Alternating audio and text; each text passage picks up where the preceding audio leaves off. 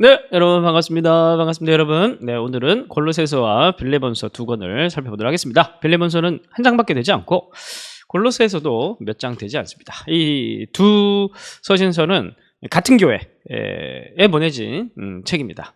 빌레몬서 같은 경우에는 이제 한 사람에게 보내진 책이고, 골로새서는 교회를 대상으로 기록된 서신입니다.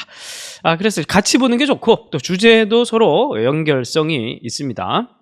자, 전에 말씀드렸듯이 우리가 서신서를 읽을 때 핵심은 뭐냐면, 뭐가 문제냐, 이 교회에 일어난 문제가 무엇이냐, 그걸 빠르게 파악하는 것입니다. 왜냐하면은 교회에 문제가 생기지 않았더라면은 바울이 편지를 쓸 일이 없었거든요. 문제가 생겼으니까 바울이 거기에 대한 솔루션을 제공하기 위해서 편지를 쓴 겁니다. 그러니까 이제 이걸 통해서 볼 수 있듯이 문제가 없는 교회는 없어요. 문제가 있는 교회는 없고, 문제가 아니라 이제 문제를 이제 어떻게 해결해 가느냐, 이제 그런 게 거기에서 우리 속에 있는 특별히 이제 그리스도의 복음, 십자가의 죽으심과 부활하심, 결국 이제 그런 그 속에 발견할 수 있는 원리들을, 그 문제들에 잘 적용을 해서 또 이겨내면서 교회를 배워가고 하나님 나라를 세워가는 그런 게 이제 교회겠죠. 자, 그렇다면 이제 무엇이 문제인가? 골로새 교회에 일어난 문제부터 먼저 한번 보겠습니다.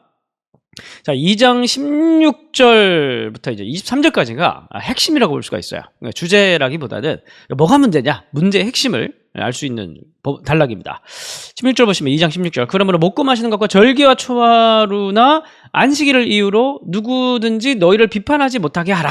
이제 비판하는 일이 있었던 거죠. 이게 한마디로 얘기를 하면은 이제 율법주의죠. 뭐 절기, 초하루, 이게 월삭, 유대 절기법입니다. 안식일. 그래서 뭐 공동체 안에서 이런 것들을 지키지 않으면 뭔가 큰 문제가 있는 것처럼 그 주장을 하는 그런 사람들이 있었던 것이죠.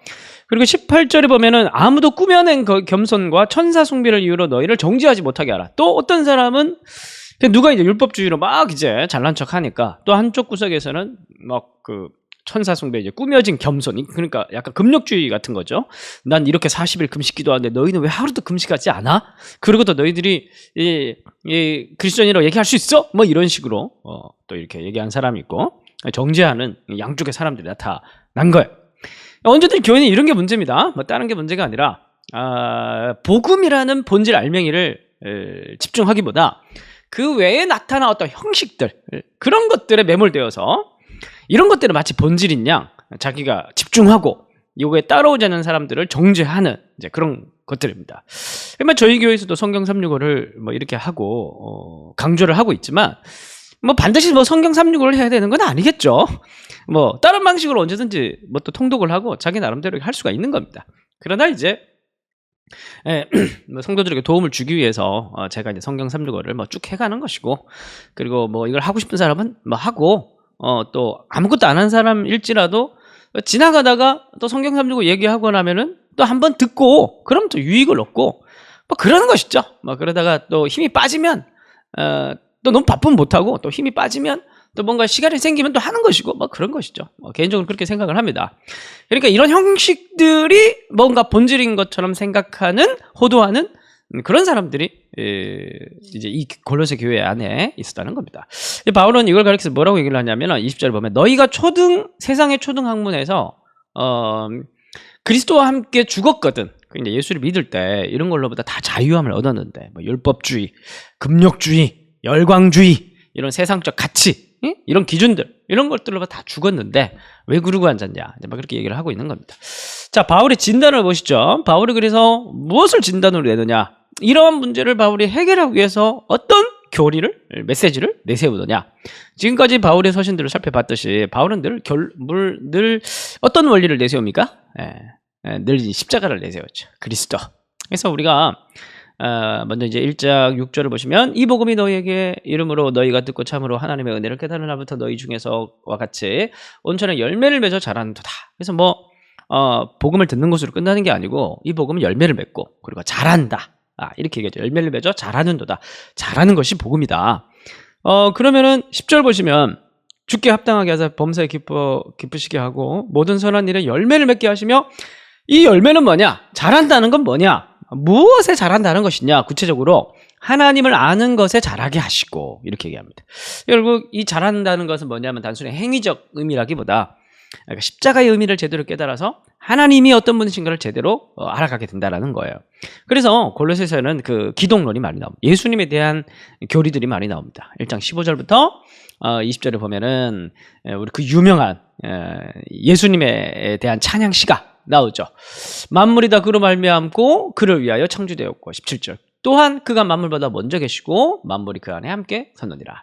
뭐 이러면서 예수님에 대한 찬양 시가 나옵니다. 그래서 결국 이러한 예수님이 어떤 분이시고 예수님의 십자가가 담겨있는 그 의미가 어떤 의미고 이런 것들을 깨닫는 것, 그것을 깨달으면 어떻게 되는 거예요? 하나님을 알게 되는 것이죠. 그리고 그 안에 뭐가 있다고 하냐면은 2장 3절 보면 그 안에는 지혜와 지식의 모든 보화가 감추어져 드러난 게 아니에요. 이거는 깨닫게 되고 감추어진 것을 우리가 발견하고 깨닫게 되면서 점점 자라게 되는 겁니다. 그러면서 우리가 모든 이런 금욕주의, 열광주의, 세상적 가치관으로부터 우리가 자유할 수 있게 되고 우리가 더 성숙한 그리스도인의 모습으로 자라갈 수 있게 되는 것입니다. 그래서 이 골로새서에는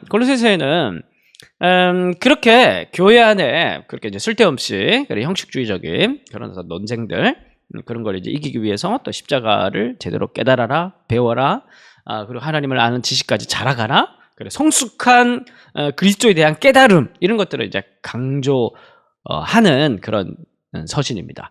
그래서 3장 10절을 보면 새 사람을 입었으니 이는 자기를 창조하신 이의 형상을 따라 어디에까지? 지식에까지 새롭게 하심을 입은 자니라. 그래서 이건 단순히 성경 공부하는 게 아니고 십자가에 담겨있는 그 복음의 원리를 마음속으로 또 삶에서 깨닫는 거예요.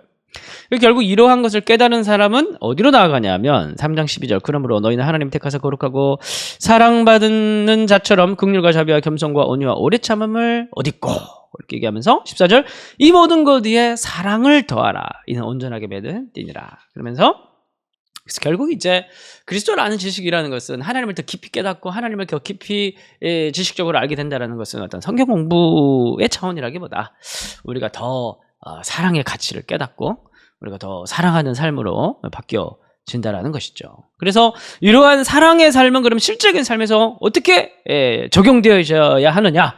그걸 이제 교회에서, 가정에서 뭐 이런 것들로 각각 영역에서 어떻게 전개되어야 되는지 이제 3, 4장에서 설명을 합니다. 이제 고대 당시의 맥락에서 아내는 남편들에게 복종하고 남편은 아내들을 사랑하라. 종들은 상전에게 충성하고 상전들은 종들을 또 공평하게 대하라. 뭐 이런 식으로 얘기를 합니다.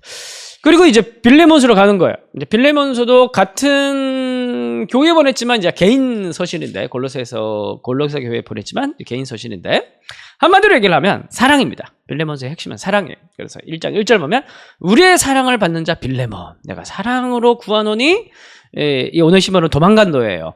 이 도망간 노예는 나의 사랑을 받는 자다. 그러니까 네가 오네시모를 내가 너에게 돌려보내는데 이 오네시모를 해치면 내가 큰 상처를 받는다. 이런 얘기를 그러나 너에게 맡긴다. 이렇게 얘기합니다.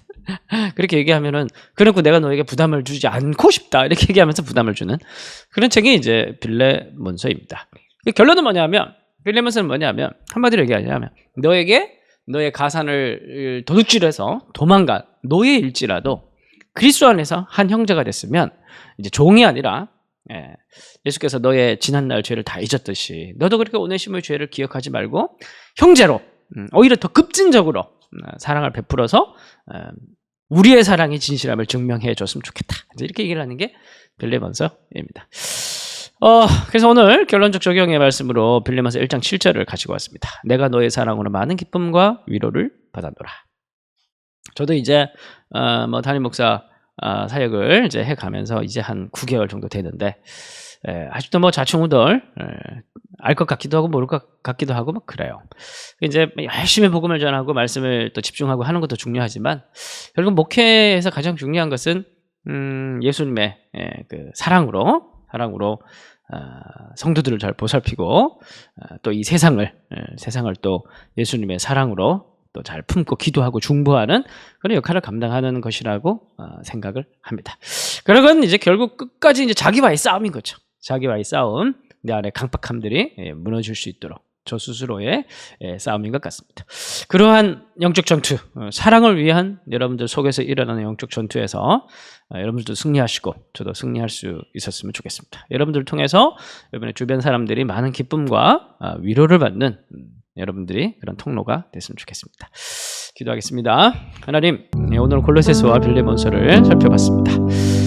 두 권에서 강조하고 있는 바가 그리스도를 아는 지식은 결론적으로 사랑으로 연결되어지고, 그 사랑이라는 것은 결국 또 주변에 더 하나님 나라와 하나님의 영광과 그리스도의 지식과 그리스도를 아는 것들을 퍼뜨리고 그렇게 더 급진적인 하나님 나라를 가지고 오는 것이라는 것을 우리가 살펴봤습니다. 사랑하게 하시고 또 후회 없이 이 사랑을 위해서 싸우게 할 수 있는 그런 내 속에 이김을 허락하여 주옵소서.